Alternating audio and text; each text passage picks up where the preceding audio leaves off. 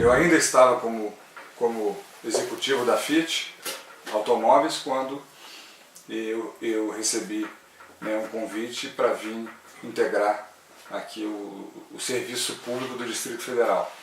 E eu fui nomeado secretário de Desenvolvimento Econômico em 2003, mas antes ainda um pouco, o PRODEF, esse Programa de Desenvolvimento Econômico, né, eu tive assim, a honra de participar da sua confecção ainda em 99, né, junto com executivos da Federação das Indústrias, Federação do Comércio.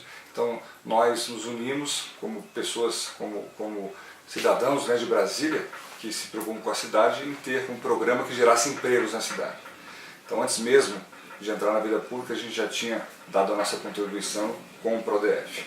Em 2003 entramos na Secretaria de Desenvolvimento Econômico, onde também implantamos e ajudamos a implantar este programa de desenvolvimento econômico.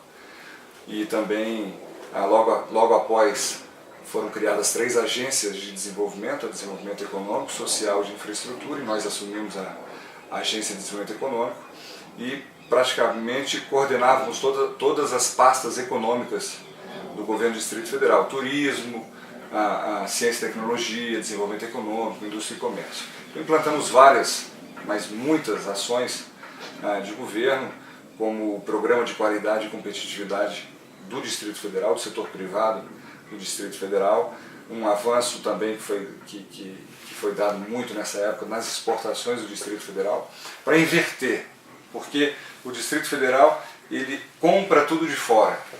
A indústria do Distrito Federal ela é muito importante, mas o Distrito Federal importa mais do que produz. Então a lógica também é inverter isso, se produzir no Distrito Federal ou no entorno do Distrito Federal o que é consumido aqui dentro. Então esse é um dos grandes desafios que nós tínhamos, que ainda temos, né, gerar emprego e produzir aquilo que nós consumimos. Logo depois da Agência de Desenvolvimento Econômico, fui nomeado administrador regional de Ceilândia, que aí de fato, mesmo morando em Brasília desde o início, foi, acho que um dos momentos mais importantes da minha carreira profissional, com certeza foi administrar a maior cidade do Distrito Federal.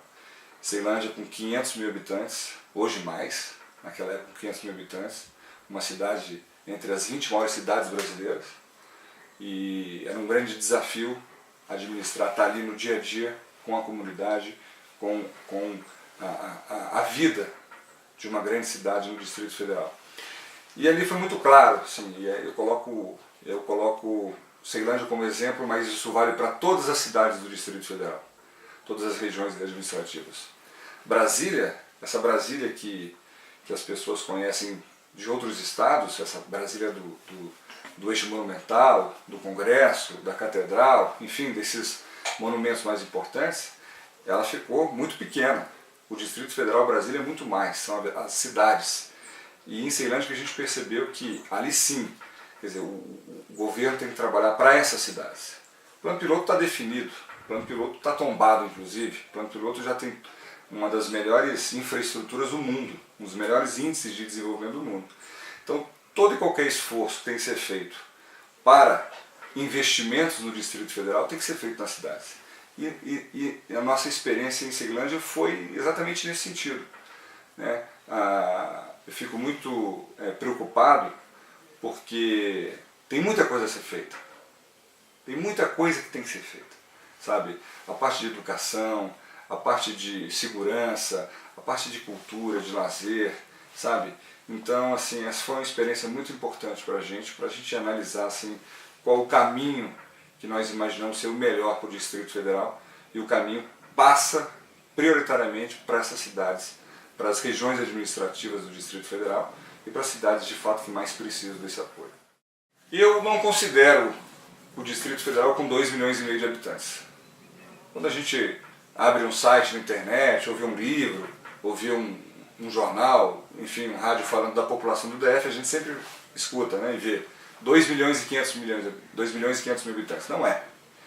Na minha avaliação, o Distrito Federal é 2,5 milhões dentro do quadrilátero, do quadradinho do Distrito Federal, e 1,5 milhão, quase 2 fora, que é o entorno do Distrito Federal. Então, hoje, qualquer empresa que a gente vá, qualquer comércio, indústria, empresa, setor público, enfim, você vê que os trabalhadores daquela determinada atividade, grande parte, são moradores do entorno. E principalmente desse entorno mais próximo. Lusiânia, Cidade Ocidental, Valparaíso, Novo Gama, Águas Lindas, Santo Antônio Descoberto, Planaltina de Goiás. Então esse entorno, na verdade, já é Brasília. Só não é Brasília porque faz parte, do ponto de vista legal, que se chama geopolítico, né, faz parte de Goiás. É por isso que eu brigo e defendo muito que esse modelo tem que mudar.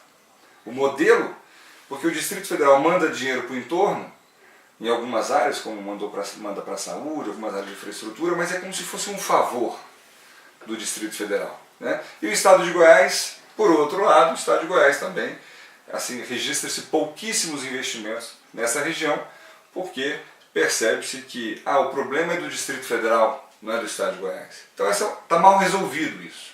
E isso é uma questão que, para o brasiliense que mora ou no Lago Sul, ou mora no Itapuã, ou mora em Taguatinga, ou mora no Guará, para todos os brasilienses, né, assim, repensar esse modelo do entorno, repensar o tamanho do Distrito Federal, na minha avaliação, é o caminho para que a gente possa igualar a qualidade de vida entre, por exemplo, um morador do Lago Sul e um morador de Águas Lindas, que é muito diferente, é muito distante as realidades.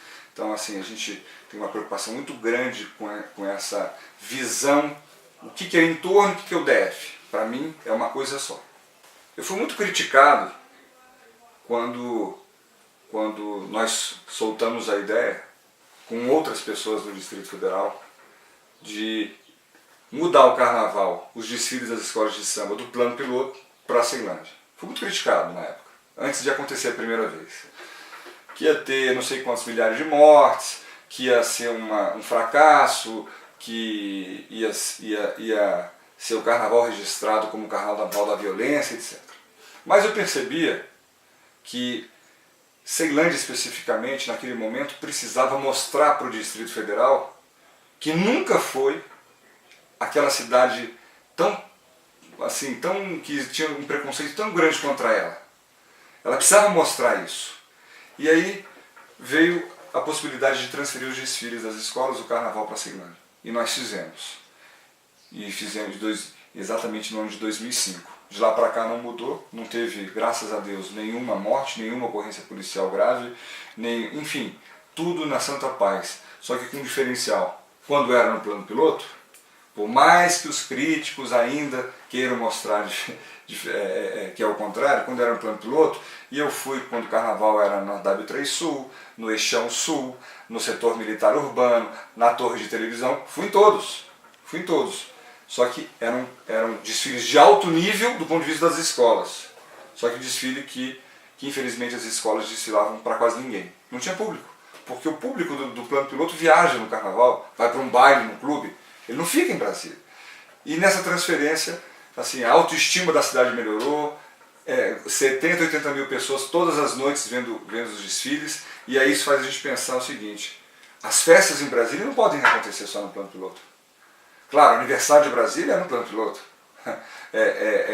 Réveillon pode ser no plano piloto, mas as festas elas têm que ser nas regiões administrativas, que é onde Brasília está. O Distrito Federal, eu sempre digo isso, o plano piloto está consolidado. 15, 20% no máximo da população vive ali. Os outros 80% vivem nas regiões administrativas.